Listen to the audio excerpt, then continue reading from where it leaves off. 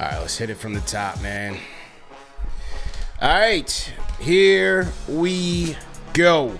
Salute to Knicks Nation on this Wednesday evening. Another edition of KnicksFanTV post-game live presented by BetUS Sportsbook, the official sportsbook of KnicksFanTV. CP the franchise, Alex Rotaros on the ones and twos. On tonight's episode, the Knicks would head to OKC for a tough road trip against one of the Western Conference's best. But despite a nice and positive shooting night, this Knicks team would just give this ball all the way away to the OKC Thunder, man. Too many turnovers, lackluster defense, and lackluster substitution patterns. And before you knew it, a 4-point deficit in the fourth turned into a 13, 14-point deficit. And the Knicks would ultimately fall, man, 129 to 120 in OKC as Jalen Williams and SGA absolutely cook. And who knows where this coach's head is at, because maybe his brain is a little bit fried. But let's talk about it, man. Hit that thumbs up button for you boys. Share these videos and subscribe to the channel. CP the franchise, Alex Rotaros. Let me cut the music, man. I couldn't even get my monologue out properly, man, because I'm frustrated, man. Tonight was one of them. You're frustrated. You know how I know you're frustrated? Yeah. You rarely ever criticize Tibbs. And you're go ahead, man. No, you are. It's just look, everyone in Knicks world is confused why Emmanuel Quickley went out for RJ Barrett. I'm right there with you. But hey, let's hear it, CP. What's bugging you?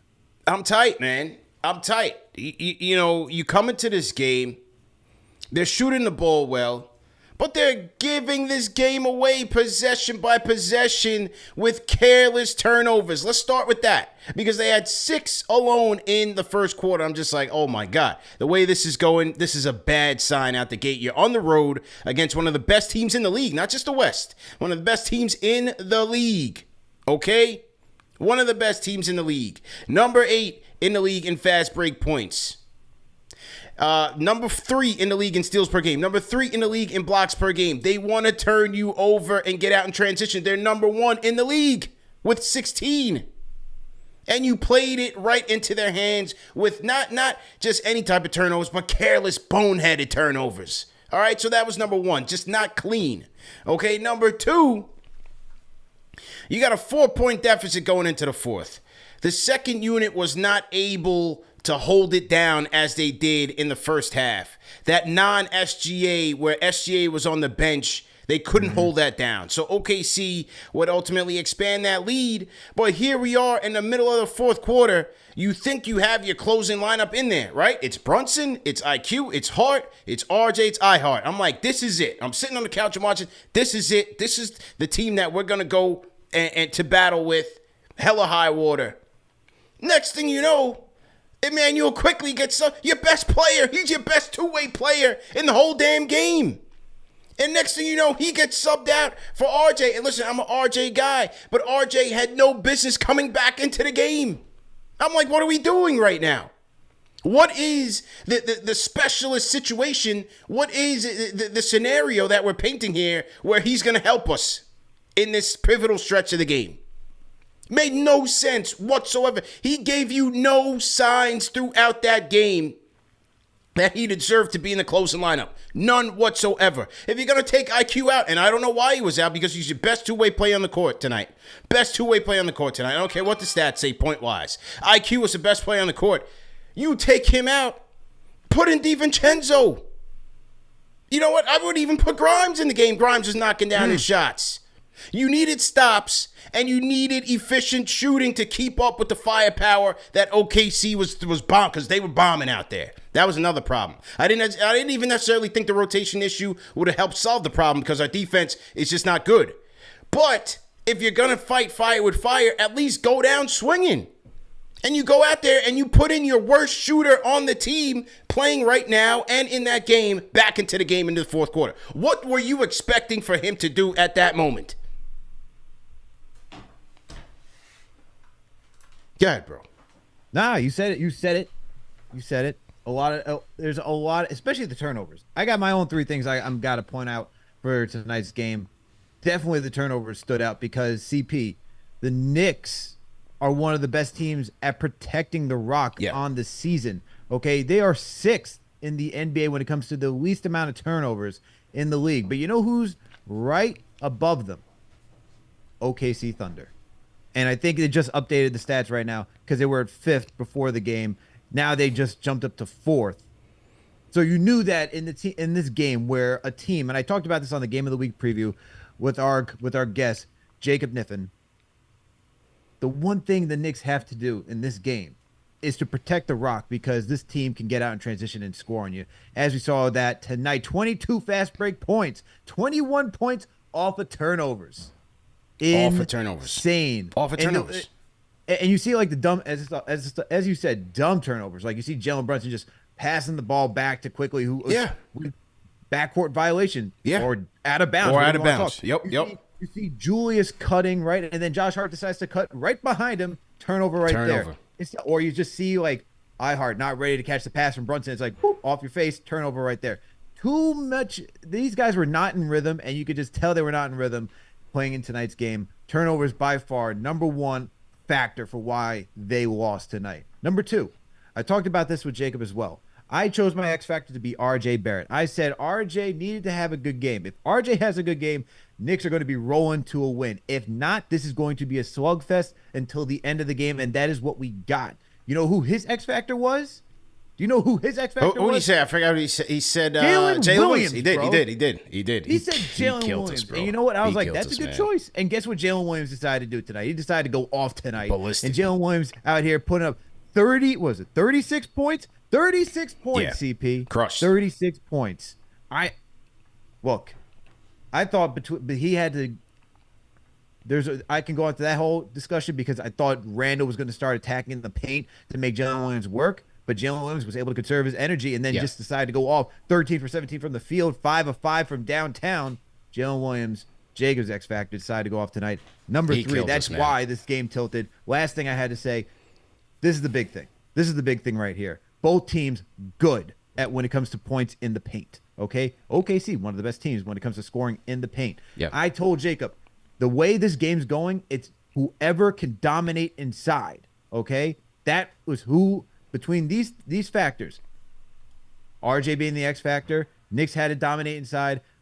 Do not allow OKC to get out in transition. Knicks couldn't stop OKC from getting out in transition. RJ didn't show up tonight. And then you talk about the Knicks dominating the paint. They got 50. The Thunder got 62. 62. Knicks had 50 points in the paint. Yeah. Thunder had 62. Thunder won that battle, and it's not because they used their bigs or anything like that. You have Chet, who's a good rim protector. You see what happens when he's out there. I thought Randle should have really attacked even more while he was off the floor. That's something I thought he should have done more of. Yeah. But the fact that you couldn't even muster up more than 50 points to go against a Thunder team, which they don't have the strength, man. They don't have the strength to stop. Yeah, they're not big. That's gritty. That's rugged. But hey, they didn't win. They didn't win the paint battle. RJ didn't show up, and the turnovers were just brutal, man. They allowed the Thunder to get out in transition. Bro, you shot those 3 factors for me. Why the Knicks couldn't win this game? You shot 50, 40, 80. I mean, you shot 50, 40, 80 and gave them 21 points. I mean, and again, this is a good OKC team. They had 10 guys score in the first quarter. All right, so that'll tell you about their depth, their rotations. They had 10 guys score in the first quarter. It was already going to be a tough matchup, and you spotted them 21 points in a game where you shot 50, 40, 80 from the field. You spotted them 21 points to make it even harder on yourself. You're already going in for a tough battle. And so, just again, frustrating loss all the way around. You did mention the matchups, and look, Julius did get 10 of 13 free throws from the free. He did go 10 of 13 from the free throw line. He did get 13 attempts. Knicks overall, he turned up in the second half. Knicks overall got 30 attempts, and you mentioned that he turned it up in the second half. That first half of the third quarter, it was like they didn't even realize that he was out there with the matchup. with a matchup problem. I'm like, is our point guard going to get Julius the ball? Is anybody going to pass Julius the ball and set him up? There was 3 straight possessions. He's calling for the ball with a mismatch, and they're just playing around him. I'm like, yo, what are we doing right now? You know what I mean? But nevertheless, they did go on a good run to end the third, which brought them to within 4 points to start the fourth quarter. So here we go, the fourth quarter. You have SGA, he's on the bench. Casey Wallace comes in for him. For the Knicks, they've got their second unit guys, but they couldn't close that gap. They just could not close that gap when SGA was on the bench. You had like 3 straight possessions where the Thunder put Taj and Hart in a 2-man game with Jalen Williams and Chet, and the Thunder were able to execute on like 2 out of 3 of those possessions. Chet pouring in with a 3. Jalen Williams got some shots. I mean, the 2 of those guys accounted for damn near half of OKC's points in half of that quarter. So before you knew it, a 4-point lead goes up to 10 with 8 minutes left. And then that's when the starters eventually started to come back in. But by that time, you know, whether it was too late or not, it's hard to say because OKC's offense was so good. But then the Quickley substitution came at. Well, I'm looking at the play-by-plays here. The Quickley substitution came at 4 minutes mark. They're down by 7. They bring RJ into the game. First thing he does, bad pass, turnover. so there that inbound is. Pass. Inbound right, pass. By right, inbound pass. Then the next possession. You have Julius get blocked by Chet Holmgren. In typical Julius fashion, he's complaining to the refs and not getting back on defense. So what happens? His man, Jalen Williams, hits a 3-pointer. He puts the lead to 10. And that was pretty much it, bro. That was the dagger. Once Jalen Williams hit that 3 with 3 minutes 11 left and they go up by 10, I'm like, you know, this is over with. Nothing to see here. And that was it, man. Yeah, game was pretty much over from there. Why did we draft Jalen Williams? Yeah. Yeah. Had that opportunity. Where was the entire NBA on this guy?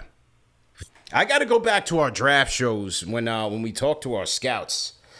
Because we talked about him a lot. We asked about him a lot. We were like, yo, what's up with this guy? Why is he projected to be like middle to late first round pick and he's supposed to be a 3-level bucket? I'm like, what's so bad about him? And I forgot what the responses were. Yeah, I'm really going to go back into the archives and figure it out because he's their guy, man. He's one of their guys. He's one of their guys, bro. It's him, Chet, and SGA. That's the big three right there for that team.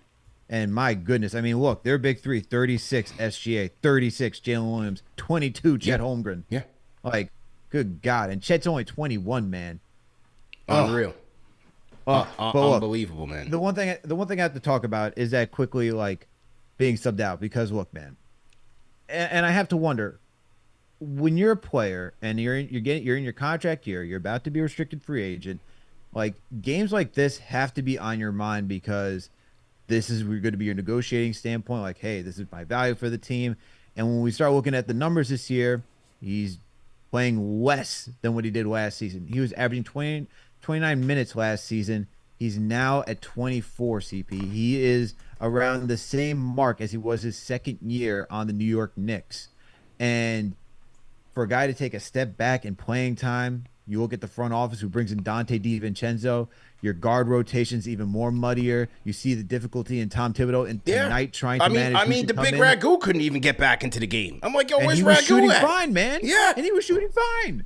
You know, even Grimes, as you mentioned, hit both of his shots, both threes. But yet we go to a guy who struggled with the worst shooter of the 3. We go to the guy who shot 1 for 7 from downtown, and that was the decision. And so if I'm Quickley, I'm looking at all of this, and I'm like, even with the games that I've struggled, I know the impact on this team. I was second place last year in 6 Man of the Year running as a third-year player. How am I getting less minutes this season? How? And I'm not due to injury, nothing like that. It is legitimately because the guard rotation is muddy. We know that this guy said he wants to be a starter in this league. And I know people are going to be like, well, he's not a starter. He's more of a 6-man, all this stuff. Forget it. Forget that conversation. He has aspirations. He wants to go places. And he's not getting even the minutes of being a 6-man on this team. Yeah. And so if I'm this guy, and you didn't even meet me at the number that I wanted this season, or even came close and came back to the table, right? And you didn't even give me. You essentially wanted to have it. You wanted team option in that contract. After you saw what I did for you, we understand the playoff implications. He didn't show up, but still, for a guy even like tonight who's showing you I can play if you give me the minutes, for him, he's got to be thinking, why do I even want to be here, man?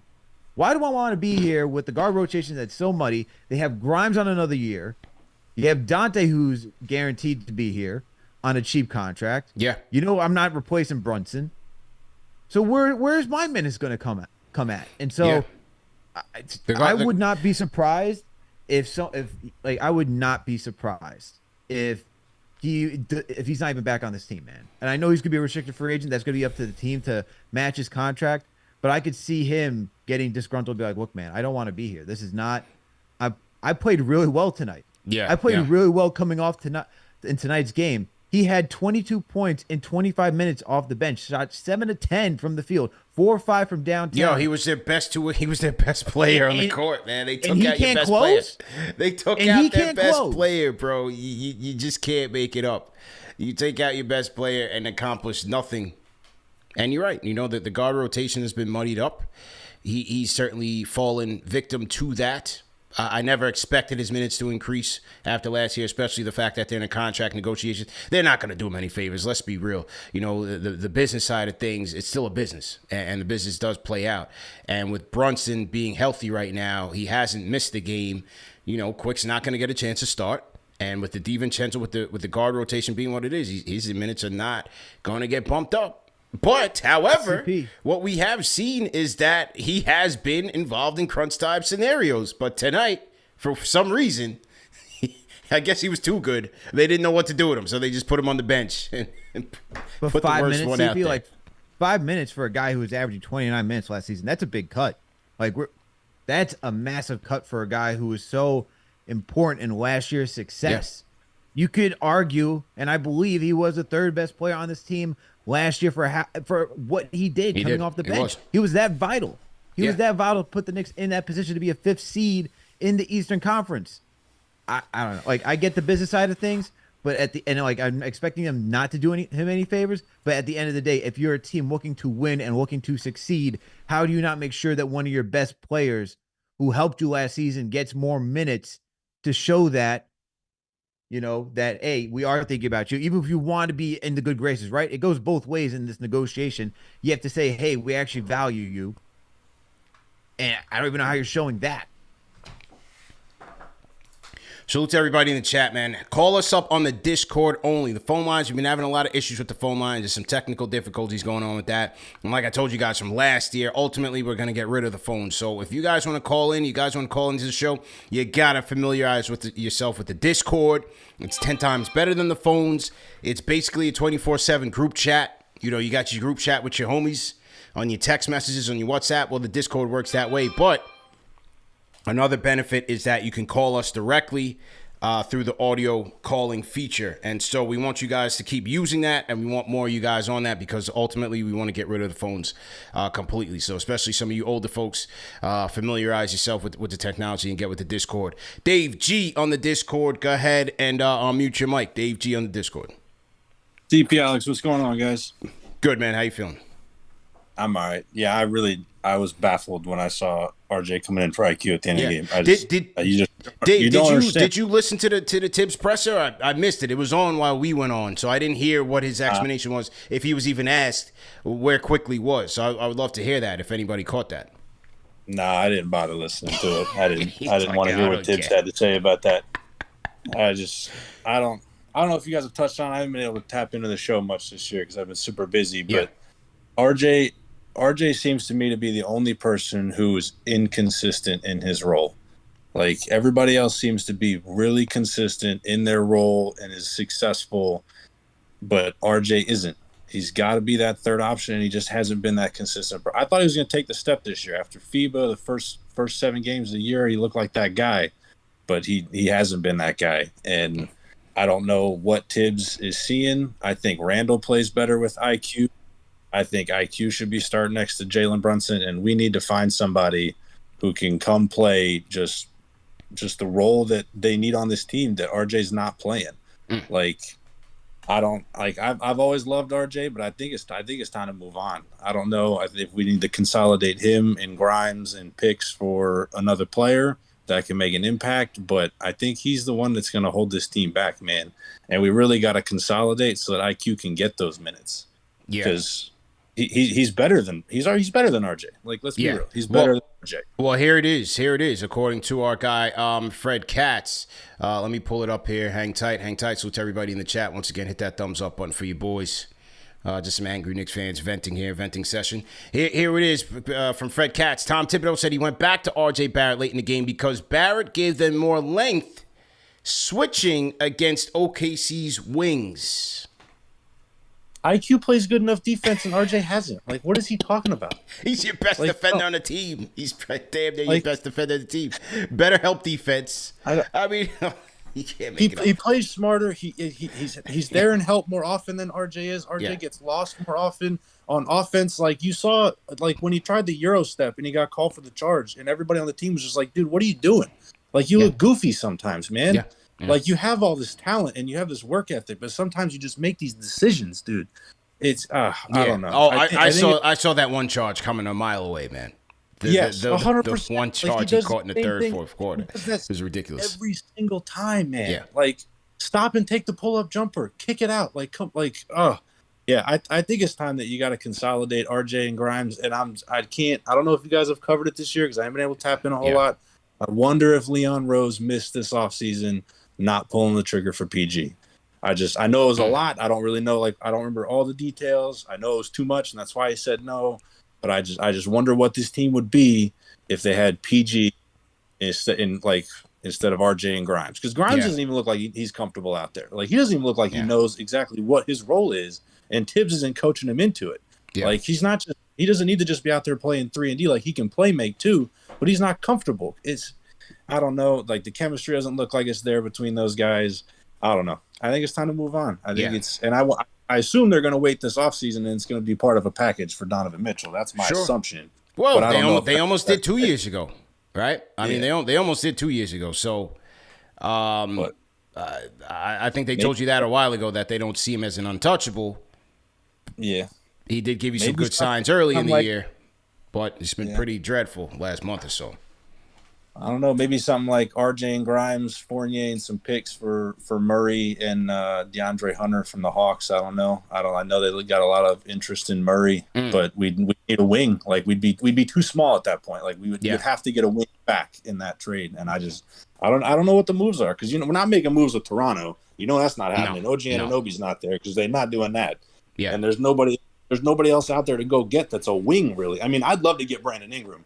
But they're the 7th seed right now. If Zion Williamson actually buys in, they can make a run. So I just don't know what the moves are to make. But hey, we're 17-13. It's the best the Knicks have been my whole life, pretty much. I'm gonna be all right. Like, we're gonna keep rolling. Yeah. We're gonna keep rolling. Number one show for the fans, by the fans. Let's go, Dave. Hit the thumbs up. Let's go. So to Dave. I don't know how serious the whole PG thing was.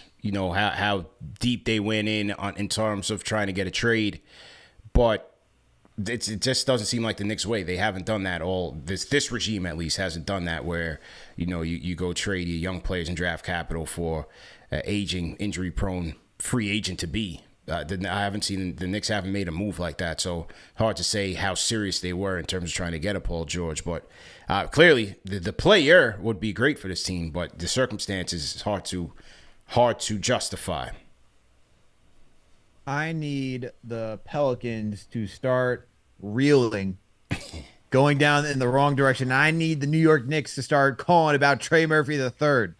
That's who we really need at the wing position. I would love to, but again, this is just my thoughts on it. Like, when you factor in the play-in now, and you've essentially expanded your playoff contenders from 8 to 10. That's what the play-in has done. Like, you've essentially expanded that, and now you're giving teams opportunities not just to make it, but to realize the revenue with that extra game, or with a chance to make that playoffs. And that's why I don't see too many teams really making that big blockbuster in-season trade unless, you know, the guy's just putting a gun to your head saying, you get me out of here. I don't think you're going to see those big ones, those big trades, you know, by the deadline. The Knicks need to make a trade. I mean, they're looking for the superstar. They also got to start looking at young players, like I said on the last show, for players who they think are going to have that major upswing, right? Like, you got to buy low on somebody or think that, like a Mikal Bridges situation. That's what you really need to have for the Knicks at this point, because big fish hunting for Embiid, not going to happen with Philly with Maxey playing the way that he is. Giannis re-upped with the Bucks. You got Dame there. They're going to try to work it out, see how that goes. And then, like, who else is out there that you could even ask for? Like, PG, if he didn't want the extension, I think it was a good it'd be a great 2-year viable option, just because he has the skill set that you need on this team. A 3-level scorer, plays terrific defense on the wing position. That's what you're looking for. But at this point, the Knicks got to start looking at teams that have young players that they think they can just go on that big upswing and have some sort of star potential, like they did in Julius Randle, like they did in Jalen Brunson. But man, they're right there. And the thing is, like, I'm not even trying to overreact about this game, because at the end of the day, if you limit the turnovers, the Knicks are in this game. They could have potentially won it without those boneheaded turnovers. We're talking about, what, 18-4 turnovers. 18-4. 5. Okay? How about 5 for Brunson, man? Yeah, that was insane. That's uncharacteristic for him. A guy who's really careful and really good at protecting the rock. But the Thunder didn't have their second turnover until the third quarter. Like, keep that in mind. Smart. So, as frustrated as I am, and I'm frustrated because the Knicks could have had this game if they just cleaned up some of those possessions. Yeah. That's the thing. They weren't that far off. But that, like, I know we're talking about trades, we're looking for somebody who's more consistent, but the Knicks really weren't that far off. The big thing was not necessarily like Tiz pulling out IQ or anything like that. Turnovers killed them this game. Big time, man. Call us up once again on the KFTV Discord. Salute to everybody in the chat. Once again, hit that thumbs up on for you boys. Share this video on Twitter. Share it on your Facebook feed. And let the people know, man. Number one show for the fans, by the fans, is cooking. And frustrating night. Frustrating loss. 129-120. Knicks lose to the OKC Thunder. Salute to all of our franchise channel members in the chat. I see First Lady of Sports, Bobby Taccio in here. BK Goblin. Salute Eddie Suarez. How you feeling? Reynaldo Maldonado. Arthur Pergament. Salute Will Rose. The Rhyme Animal Chuck D is in here. Junior Caroma. Rudy Tay. Salute. Hope everybody is doing well. Remember, at the end of this week, our December franchise channel member giveaway will be conducted at the end of the what's the Saturday game again? That's Pacers or Orlando? It should be Pacers. At the end of that game, we're gonna do our December franchise channel member giveaway, and this month giveaway is a $100 gift certificate to the Mr. Throwback store. Al. So yeah, that's awesome. That's a great gift. Yeah, shout out to Mr. Throwback. We've been talking for a while about collaborating and doing something for the fans, giving back to the fans, and so that's it, man. We're gonna give a franchise channel member free of charge. Well, they do pay $5 a month, but that's part of the deal. You know, when you support the machine, we give back, and so for our franchise channel members out, they get a chance to win a $100 gift certificate to the Mr. Throwback store. Go get you a throwback jersey, a throwback Knicks tee. Whatever you're into, and tell them CP the franchise sent you, man. And the good friends at KnicksFanTV. Okay. Back to the phones. Rambo from Tampa. Rambo, how you feeling? Listen here, man. I can't even lie. Yeah. I don't like this one right here, man. Man, first off, everybody hit that thumbs like button. Hit that button. Yeah. Hit the like button. Yeah. Because nights like this, where you need some therapy, is KFTV, man. I'm not gonna lie, man. This one, I didn't like this one, bro. I didn't like how everybody was just throwing the ball around, all the turnovers. It was sloppy, like they played with each other for the first time. I didn't like it, Yeah. But I felt the fight though, man. I'm not gonna lie. I like these boys. I like the talent. I like everybody on this team. Everybody, yes, everybody, man. Everybody's trying to. But the real person I have a problem with is Tibbs. I'm gonna tell you, it's Tibbs, man. I see it in the first quarter where Randle's getting triple team. I'm like, when are we gonna take him out and bring the full second unit in with RJ? You know, RJ comes in, not for nothing. He was having a horrible shooting night, but it didn't start off like that. 3 for 7, I believe, and he had like 4 assists. He was doing a lot of playmaking. It was good. Yeah. You know, but it's the way Tibbs, it's the way he gives out these minutes, man. Grimes and Dante were going off tonight, and what? I don't believe neither of them got 20 minutes at least. Hey, come on now, man. That's the problem, bro. He makes us hate these players, bro, and come against them. But we got some real talent and some real dogs on this team, man. There was no reason for RJ to come in back in that fourth quarter. I love RJ, okay? But there was no reason for him to come back. He did what he did in the first quarter, whippy do, da-da-da. But, man, everybody else was hitting, man. Tonight was crazy, man. I'm not gonna lie. It's Tibbs, bro. I'd really be trying to be like, all right, we got to deal with Tibbs. You know, high floor, low ceiling. But that Tibbs be killing me, bro. Like every night, bro. Every night, even on the wings, bro. Frustrating. But we got dogs. We got dogs though. For sure. We got dogs, man, and we got shooters. We got a team, man, but yo, Tibbs is the problem for me, man. I'm sorry. I can't even lie, bro. It's not even RJ. I know everybody want to get down on RJ, but you gotta look, bro. We got talent. I said it when y'all were talking about starting Dante over Grimes. It don't matter who starts. It don't matter how he give out these minutes, man. Yeah. We got the talent, bro. We can't be too hard on RJ, bro. We can't let this coach make us hate these players, bro, because we got talent, bro. Nah, it's not. It's not hate. You know, it's not hate, but it's frustrated night. You know, because he's bricking.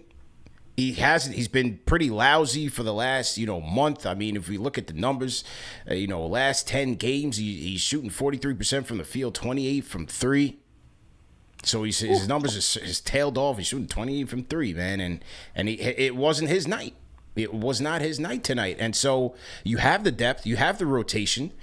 Like I said, in that stretch, for whatever reason you're thinking to take out Quickley, which never made sense to begin with, there were better options than RJ. And you want to say you want to go with more length to be switchy? I don't buy it. I don't buy it. He plays defense, plays better defense than RJ, has wingspan, and it's a quarterback of your defense. You close with him almost every night. So why was tonight any different? Could have got Grimes in there too. I would have put Grimes in there. Come on now. You have to fight the firepower. You needed more firepower. Come on now. You brought in your guy that wasn't firing, bro. He shot 35% from the field tonight. 14% from 3. How are you going to contend with that when Jalen Williams is torching the Nets? You're not. We're not. Yeah. You got to know your personnel. You got to know when your guys are off. Come on now. Yeah. Everybody was saying it. Yeah. But shout out to everybody out there, man. For real, man. I'm going, man. I'm stepping tonight. I'm going to holler. So Rambo, Mr. Optimism, he said, nah. He said, I'm sipping tonight. I want to blame anybody that was, man, after this loss. Yeah, tough night at the office, man. Again, especially the way they shot the ball. The thing is, CP, is that outside of Giddey, who is 6'8", right? SGA is 6'6". Lou Dort is 6'4". Jalen Williams is 6'5". Chet's the center, so we already know we got our center out there. What wingspan did you need, man? I mean, outside of Giddey, you didn't really have that much crazy wingspan as like you're playing like the New Orleans Pelicans or anything of that nature. But you could have easily gone with Grimes if you wanted like a good defender out there. You could have kept Quickley out there, as you said, one of your best defenders. If you're looking for defense, you could have stayed with Quickley. If you wanted to go somebody that was a little bit taller, I can understand Grimes. But to say RJ, that's made no sense. The last guy I would even think, especially against a team like this. Made no sense. Salute to Romello Aviles. Our Fight Out Super Chat says, we was in the building tonight, was there tonight. They had Jay Wills looking like an all-star caliber player. They looked sad tonight. I was getting heckled by the OKC faithful. Damn. Couldn't even get my guy a win. He was in the building representing, man. I mean, Jay. What's OKC heckling like? Yeah, what is that like? What are they? What's an OKC fan trash talk like? Yeah, I would love to know that because Philly they could be that's violent. Yeah, you know what I mean? Like, yeah. We already know how New Yorkers are. You could be super aggressive. Yeah, what's an OKC heckle like? Yeah, and Boston chants are just like they just say stuff just to try to say stuff at this point. Like I had somebody when I was at the last Knicks Celtics game, they're like, Knicks suck. Why are you a Knicks fan? I'm like, bro, what are we doing here? the Philly fan really just wants to fight. That's essentially it. They just want to scrap. Well, what's the OKC fan really saying? Like, I don't know. Your guy shot the ball bad. Hey, man, we're beating you guys up pretty good. Sure can't hit your free throws. Oh, man. But, hey, listen, man. J.L. Williams, he's like that, man. He's like that. He's a very good player.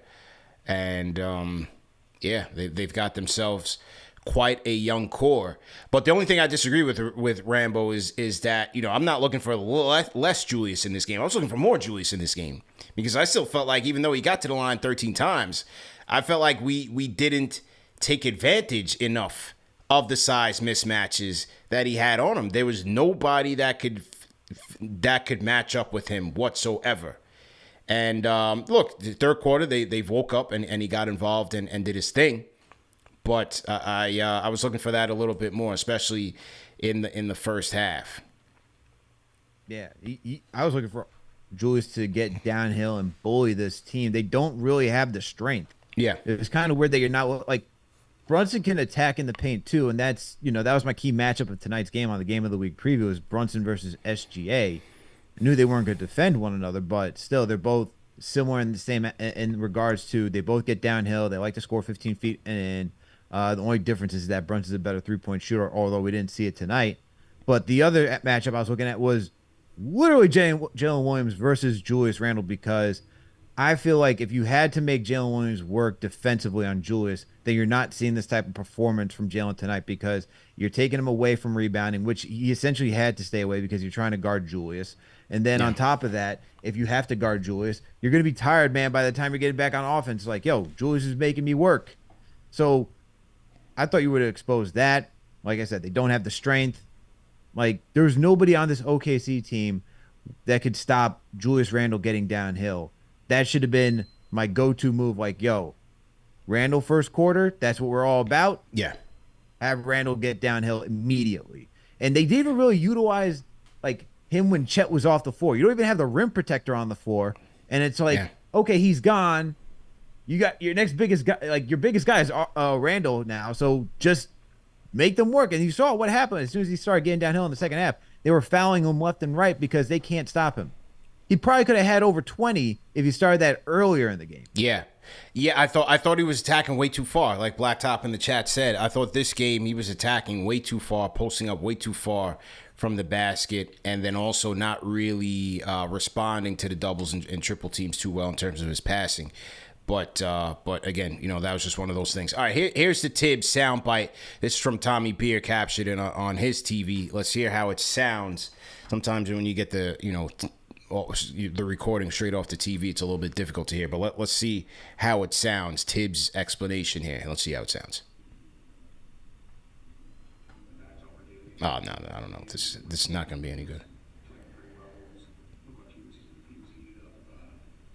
I don't think this is good. Oh, yeah, this is not good. Tommy, man, you got to post this, Tommy, man. We got to be able to hear this thing, man. I mean, Tommy Beer playing his the TV in his living room, the kids are sleeping. Like, come on, man. This is not helping us, Tommy. You were better off using just a regular screenshot of Tibbs and just, transcribing the comments here. I mean, you people out there, from the SNY people to anybody at home, if you guys are going to put the contents out there, we got to be able to use it, man. Work with us here, people. We got a show here, Al. The CP's essentially telling everybody, go get some better mics. we need better mics, man. So to everybody in the chat, once again, hit that thumbs up button for you boys. Okay. Let's keep it flowing with the calls. Hear what the people got to say. Ron from Baltimore. Ron, how you feeling? CP, Alex, hope you had a good holiday. This was frustrating tonight. Yeah. I'm depressed. I put my heart in this. A lot of fans put our. I just don't like how we start the game. Like it insults me like a little bit. Like I know. Look, I get it. It's a long season and these things happen. You're not going to play great every game, but like we can't be a low energy team. We're not talented enough to be a low energy team, and I feel like when we're good, why can't we blitz a team early in the game? Like I thought Randle.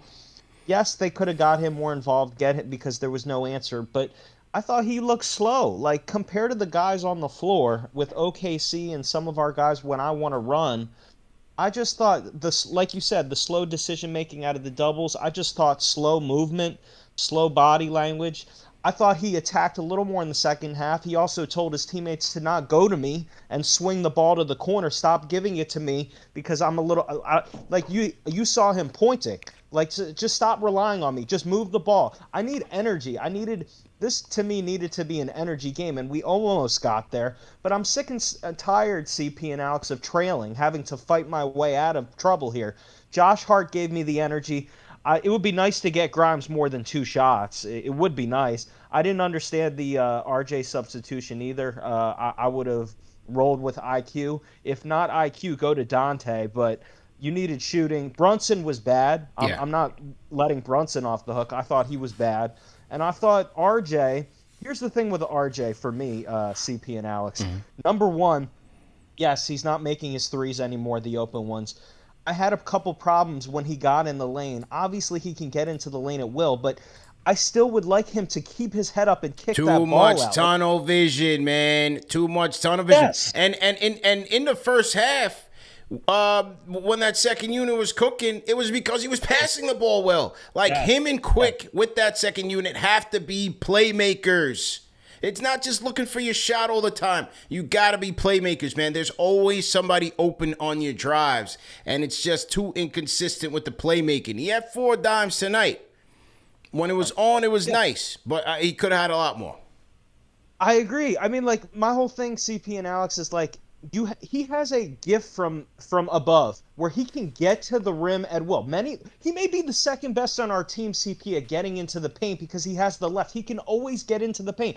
He never keeps his head up. And like, especially when you're going up against trees like Brook Lopez, Giannis, Chet Holmgren, you have to be able to either pump fake or get off the ball quicker. You can't always just go up with the shot. Yes, you can. I want you to be aggressive, but you have to get off it. Like, CP, when I got the energy with the second unit that brought us back in the game because we had the slow pokes early in the game that didn't get off the bus, I had IQ, I had Hart, I had Grimes, I even had RJ passing the ball a little bit quickly, and I had Hartenstein. That's what got us back in the game, CP. It was that unit that moved the ball and tried to play hard and understood that this is the New York Knicks, and our fans care more than you do the way we started. I still love this team, CP. It happens. It's a long season. What I'm just saying to you, CP, is Randle and RJ, I can't have low energy, and also I need the ball I need them to get off the ball. Like I need the aggressiveness, but CP, they have to recognize it, and I feel like it's too many years of this, CP and Alex. Like, I shouldn't have to question this anymore. I need the energy. I need Grimes and Hart more involved because they give me the energy. There we go. Tibbs has lost his mind. Thank you very much. Appreciate it. All right. Ron from Baltimore, ladies and gentlemen. Rate that call in the chat, man. 1 being trash, 5 being facts. I mean the Discord is so much better quality than the phones. I didn't even recognize Ron, and he's a regular caller. It was Ron from Baltimore. He sounded like Ron from Tennessee, man. He had like a little southern twang. He was a completely different guy. Discord transforming people. They're throwing a little AI in there. Sounded like a different guy, didn't it? God. Some of my regulars in the chat feel me on this one. That didn't even sound like him. Oh my! Sounded like a clone. That's the technology here. It was crispy clean. Now you're Now you're saying he's not even from Maryland. You're telling me he's from Tennessee. What's the next thing? You're telling me he's from Kalamazoo, Michigan. Watch out. He's definitely a transplant. He doesn't speak with that Baltimore that lingo. You know what I'm saying? Yeah. This is true. This is very true. Doesn't sound like Q. Yeah, right.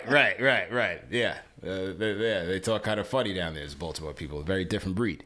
No offense to them. Nice people. So to everybody in the chat, though, man. Good save. Hit that thumbs up button for you boys. If you guys are new in the chat, leave us a hashtag new, man. We shout you guys out. So to all our franchise channel members, as usual, Knicks lose 129-120 to the OKC Thunder on a tough night. So we're just having a venting session, if you will. This is what we do. Check your Slack. I sent you the Tibbs video on why he pulled quick for RJ. Okay. See if you can play that one. All right, so we got some better audio. Okay, here we go. NBA New York, absolutely, yeah. This is what we need, man. They get everything. All right. Here we go. Here's Tibbs. Well, let's get to the audio. Bear with us real quick. CP and Alex on the ones and twos. Okay, here's Tibbs. Let's get to it. Here it is. You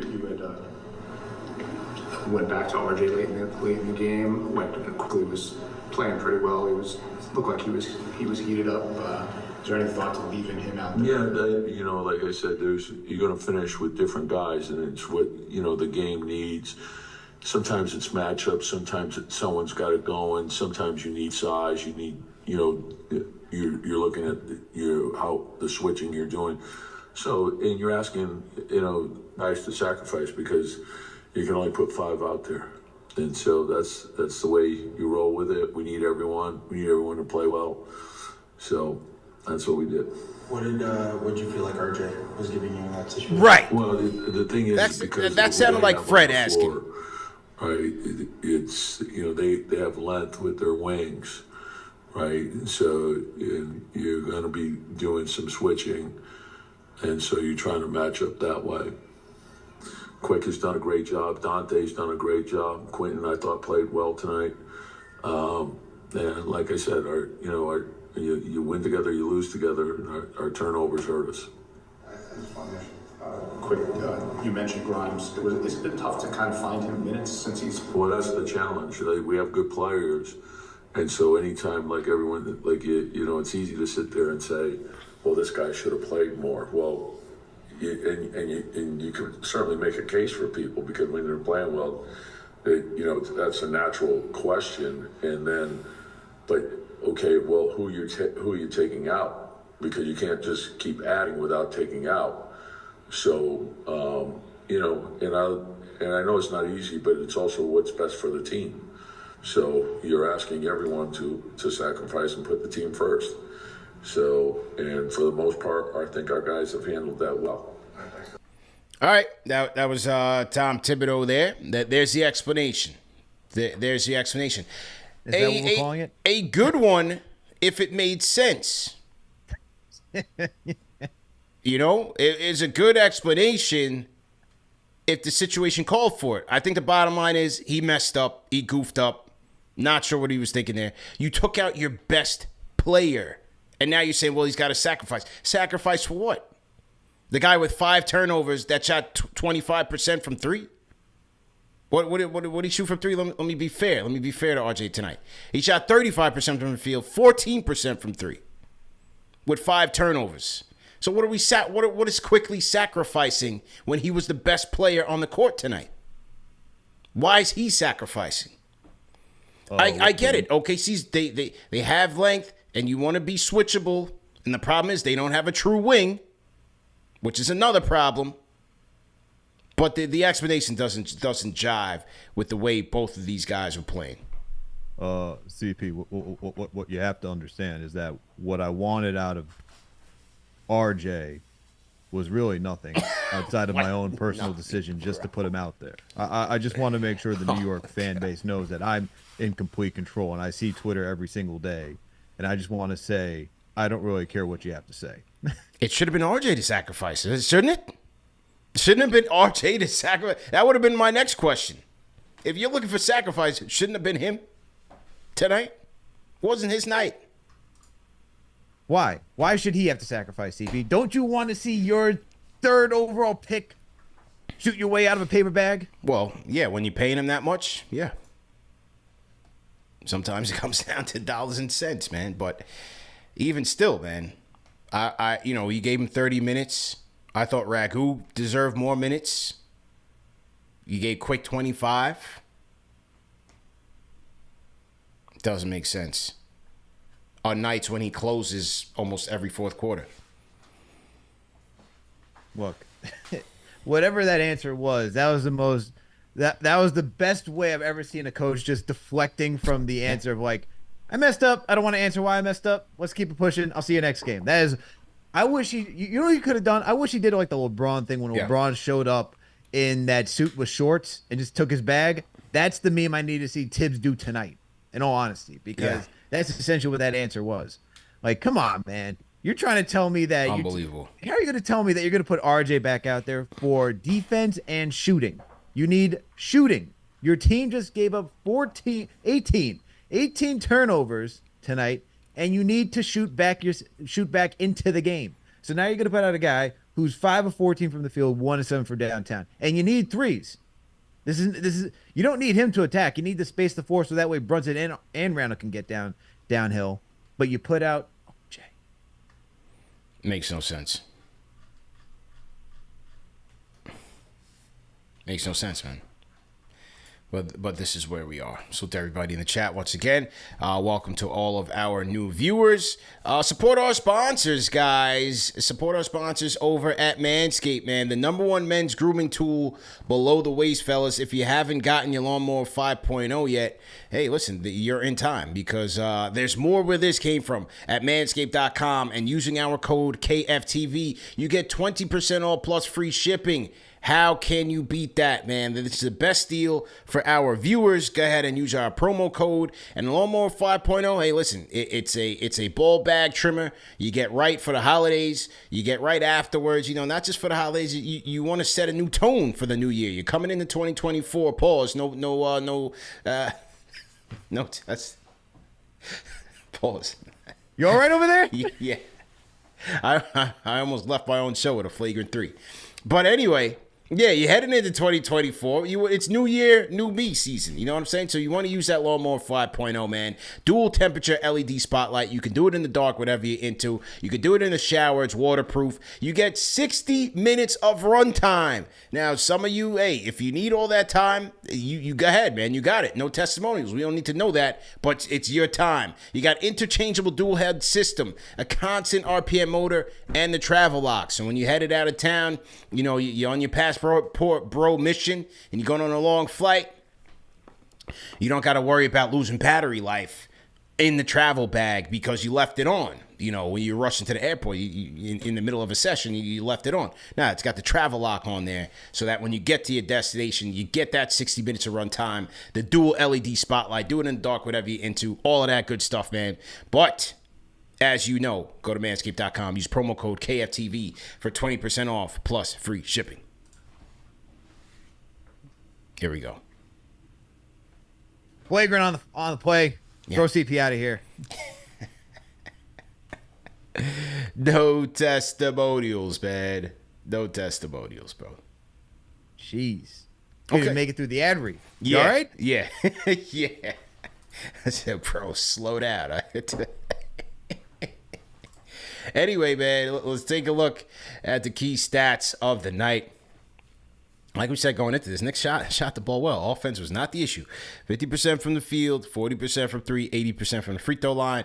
OKC conversely also shot 50% from the field, 54% to be exact, and almost 44% from 3. Both teams, Knicks 14-34 from downtown, OKC 14-32 from downtown. Knicks won the rebounding battle by 13, a plus 13 on the boards.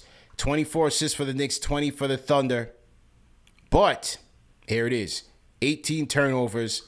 Gave up 21 points over those turnovers. OKC, as a result, 22 fast break points to the Knicks, 12, and 62 points in the paint to 50 for the Knicks. Key stats of the night, man. Yeah, I mean, look, it's you would think that when you win the rebounding battle that you're actually going to win the game because you limit the possessions of the opponent, but this was just a good shooting night for OKC. I mean, they shot 54% from the field, 44% from downtown. I think the big thing to me, man, is why I talked about earlier, points in the paint. Knicks lost that battle. They really needed to win that one. The 18-4 when it came to the turnovers, that's the biggest one where it comes to Knicks needed to make sure they maintain possession, no careless turnovers, didn't allow OKC to get out in transition and score. Like I said, like we talked about earlier, 21 points off of turnovers, 22 fast break points for OKC. And this is a Knicks team that's middle. Like they're the middle of the pack when it comes to defending in transition, and they're either on their game or they're not. Tonight they were not. But yeah, man, I think there's nothing you can really say outside of those statistical categories. Like maybe you want to see, like I can't even go to assists because OKC had fewer assists than the Knicks tonight. They had 20 to the Knicks, and the Knicks had 24.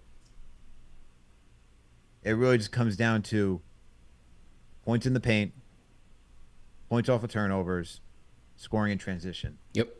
And Knicks weren't able to capitalize on any of that. $10 super chat from Cool Vids Band says Knicks defensive problem started before Mitchell Robinson went out. How do we go from being a top 5 defense to where we are now? Time for Tibbs to live up to his defensive reputation.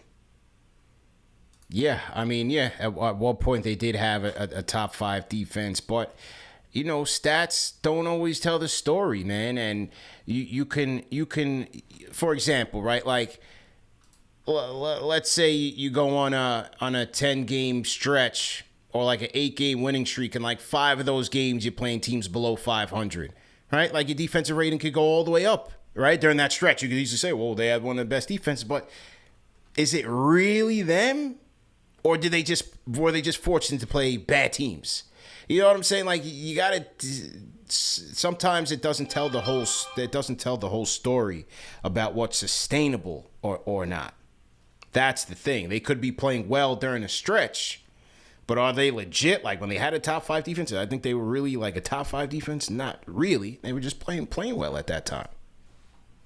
Yeah, I mean, I think they had a legitimate defense. I mean, they were holding opponents with the first starting rotation. I know they played some poor teams. I believed in that defense, but I mean, when you look at it now, the Knicks defense is really taking a step back, and that's just because you giving up your perimeter defense with Quentin Grimes. I know people want to see Dante in that starting rotation, but this is one of those give and takes, right? You're going to get more offense, but you're going to lose defense. And then obviously the big thing, no Mitchell Robinson. Isaiah Hartenstein's doing a great job for, replacing Mitch, but he's a backup center, not the starting center for a reason. And then, so you don't have Mitch. You don't have Grimes as one of your better perimeter defenders out there. And now you're just giving up points all willy-nilly. And that's where you see like a Thunder team who's good out in scoring transition. That's where you have SGA and Jalen Williams being able to score 36 points each tonight. And then Chet getting 22, man. Like, I like Hartenstein coming off the bench, but Mitch is a different beast when it comes to being a rim protector. His athleticism, his ability to guard the pick and roll, you see that it's missed. And that's just all of that together. The defense is just going to take a step back. I mean, we're talking about a team that was in the top 10 to start the season. They are now, based on all the games that they have played, the New York Knicks are 16th when it comes to defensive rating. And it's only going to drop, in my opinion, just because this is a team that's going to have to score to keep up like they did tonight. And because they're not going to have a, a stingy defense to finish the season because of the injuries and all the change that they made to the lineup, like, they're going to have to get crucial stops at certain points throughout the game. And that's going to be how this team works. Going to have to score, get crucial stops throughout the game. That's how this team has to move going forward. Yeah, well, not when your best players aren't good defenders, and that's part of the problem. Like I've been saying, it's going to be hard to win that way. So we'll see. We'll see. They'll have enough offense to win some games, but they're going to have to get critical stops in crunch time as well. I did like Josh Hart's game today. He had a solid game. We didn't really talk about Hart in this, but I thought Hart played well. He had his Hart game.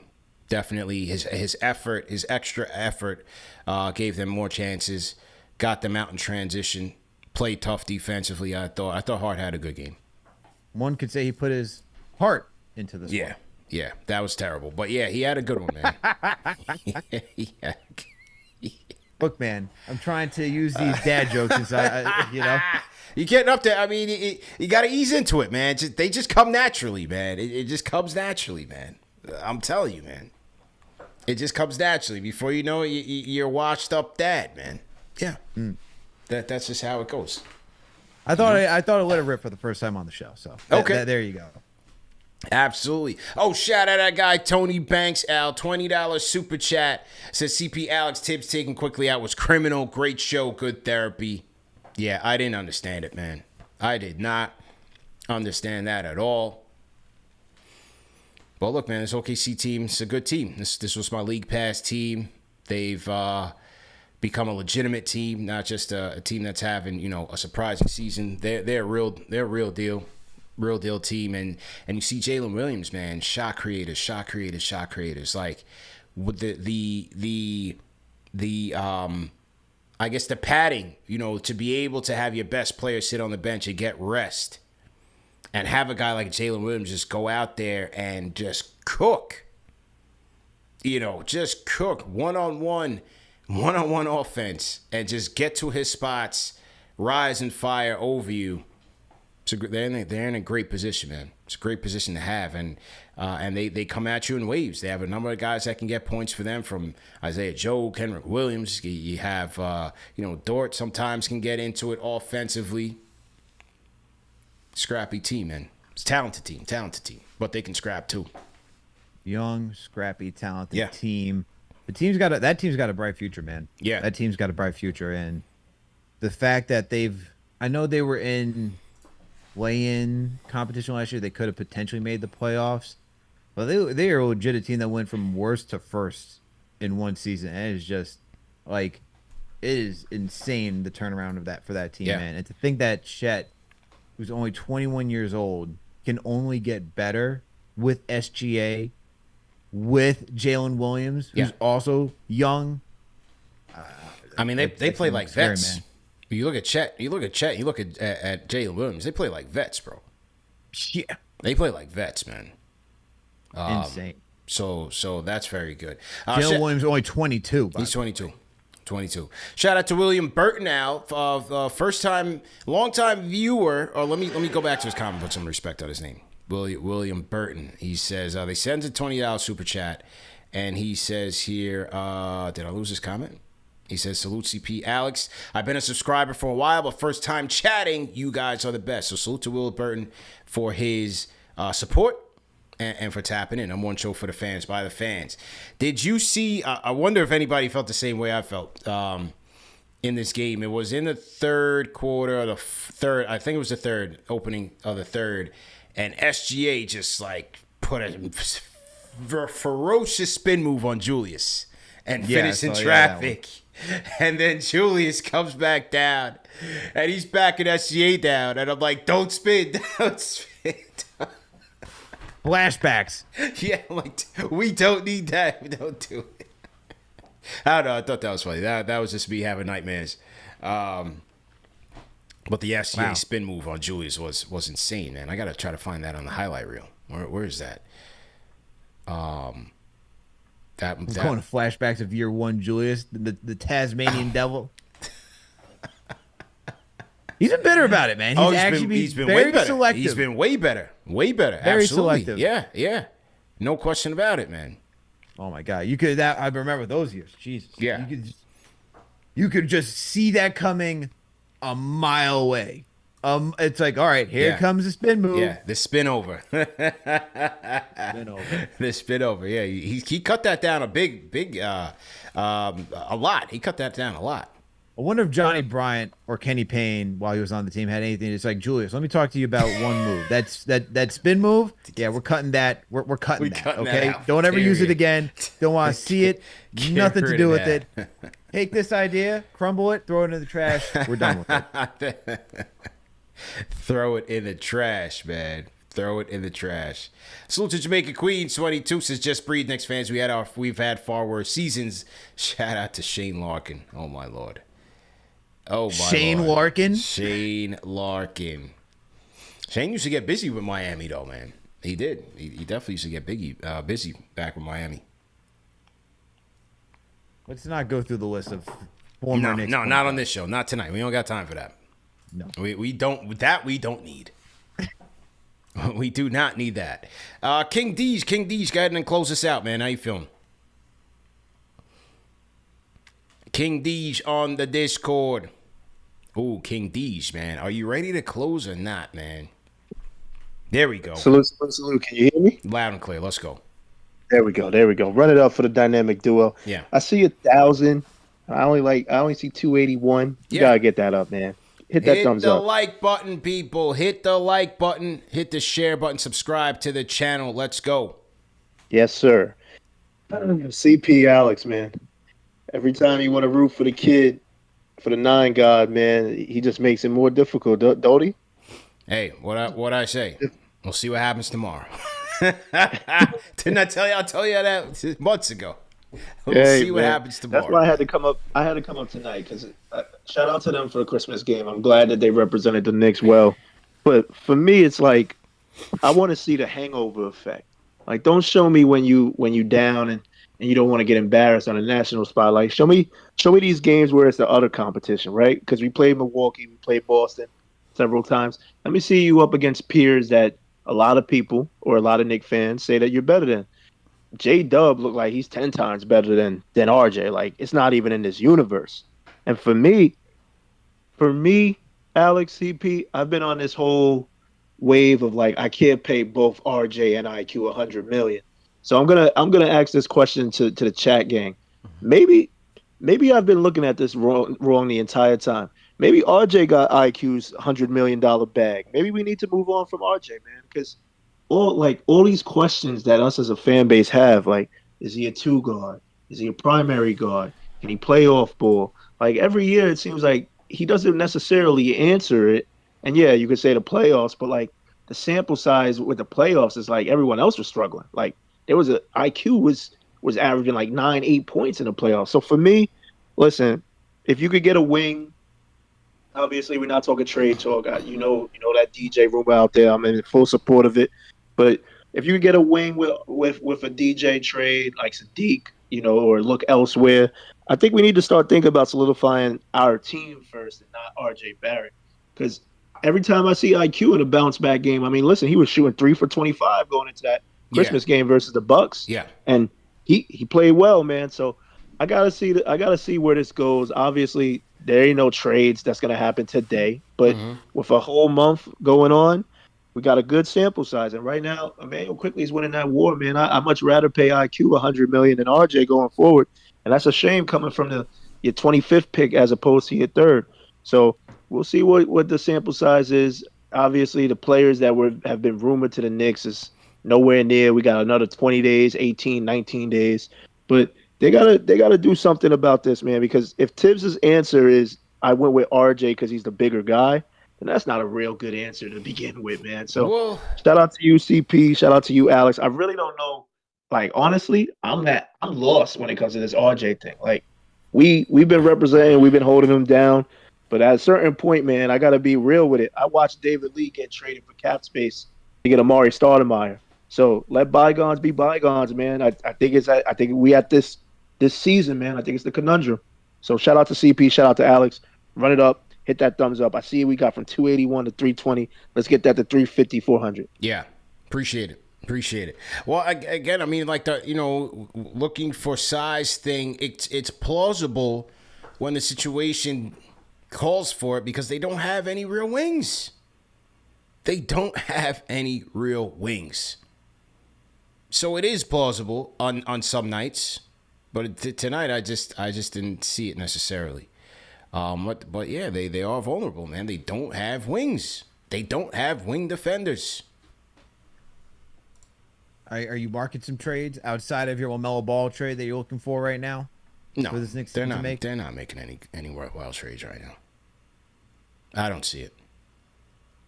You don't see a wing, anything that you'd want this team to go make a move for right now? That's probably. Oh, I mean, sure, but do I see them doing it? No. Why is that? Why don't you see them making a trade this year? Because I think they're gonna save those role players for something bigger. I don't see them doing any more margin trades, and any margin trades that you make is gonna come at the sacrifice of somebody else's playing time. Like who's going to be next to lose playing time? Is it Hart? That's a Tibbs guy. You know, the guard rotation is cluttered.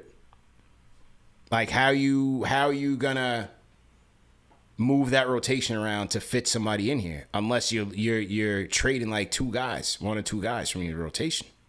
Do you see them making a move for a center? Because Taj out there was struggling, man. That's tough. As soon as he came in, man. Like I said, that opening in the fourth.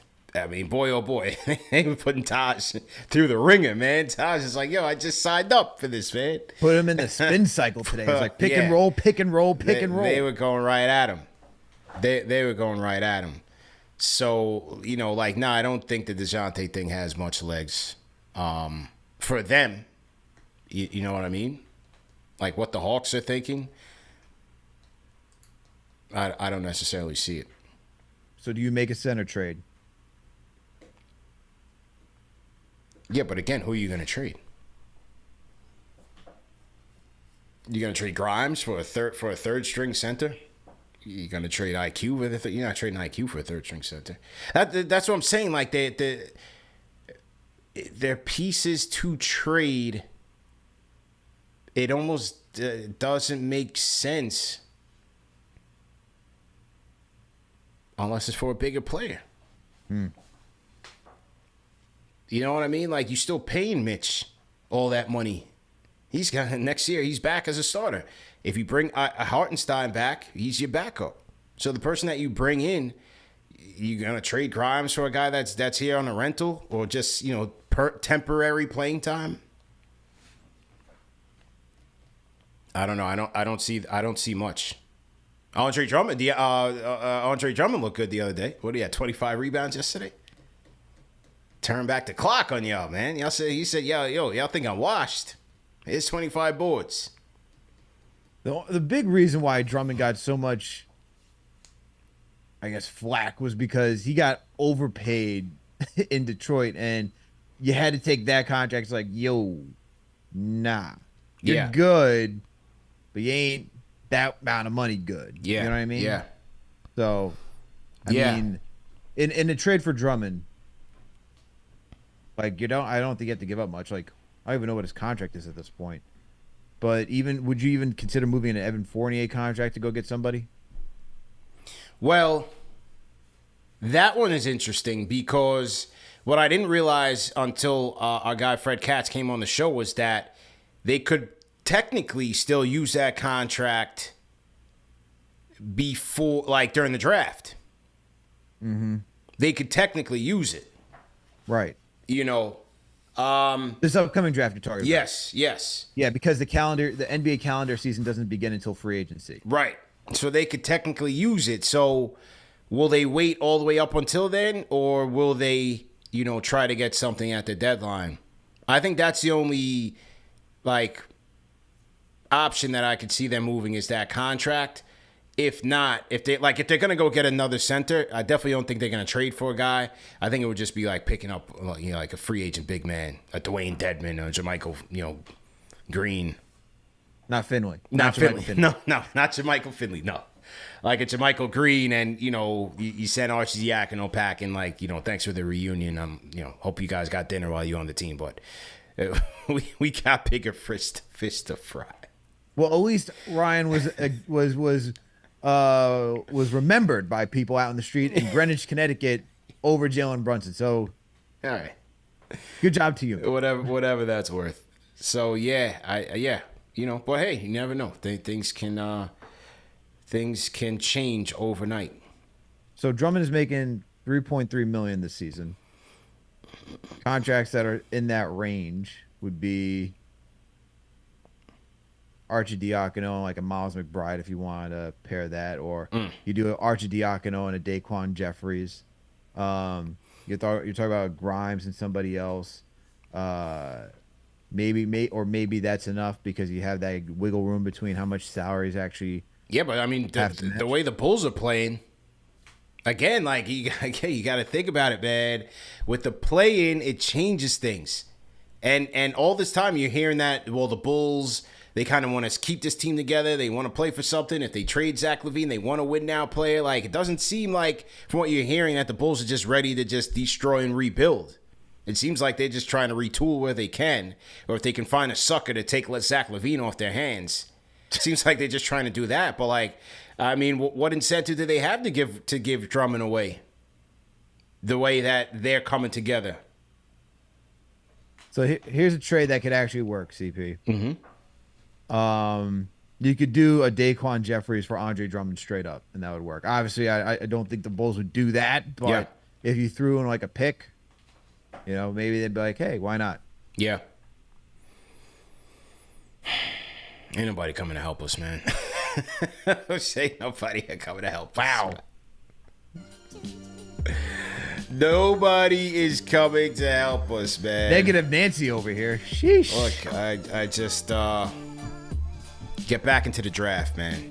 Get back into the draft. Go get the Jalen Williams. Go get your Devin Vassell's. Go get your guys, man. Stop punting on these drafts. Get some more kids in here. You're gonna have to. You need options. You can't just put all your eggs in the we're gonna trade for a guy. We're gonna trade for a guy. We've been saying that for the last couple of years. You're gonna have to draft some players too, man. Gotta have options.